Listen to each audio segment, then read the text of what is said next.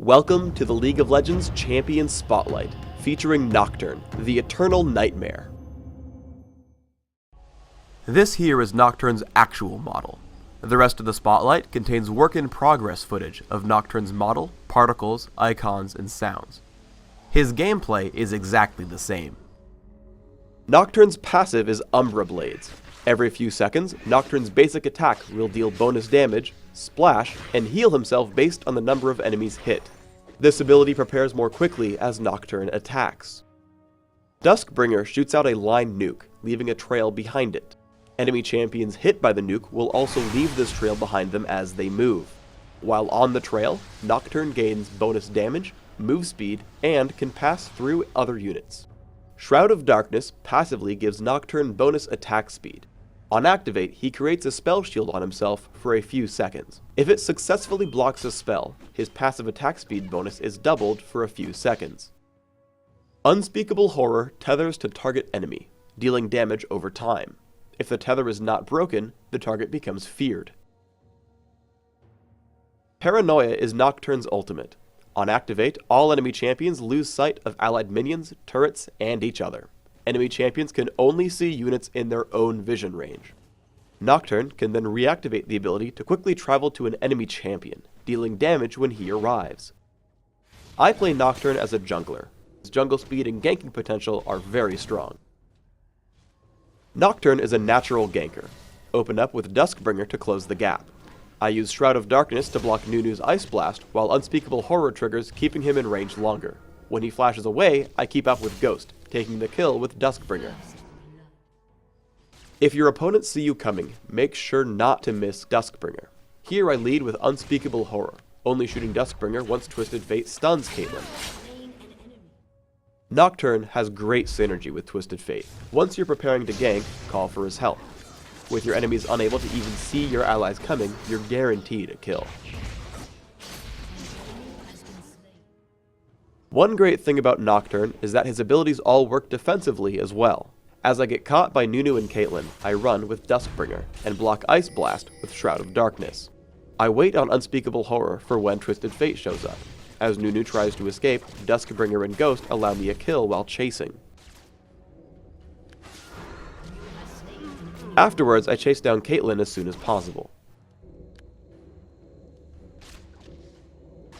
With Duskbringer and the Lizard buff, only her teammates can save her. Thankfully, I predict her movement into the jungle and kill her with Duskbringer. With my team's help, I even escape my enemies.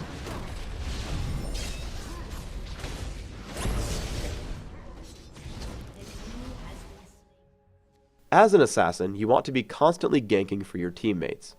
A tank like Maokai won't die to Just Shen and Blitzcrank, so always make yourself available. Again, make sure you'll hit your enemy with Duskbringer to ensure maximum damage.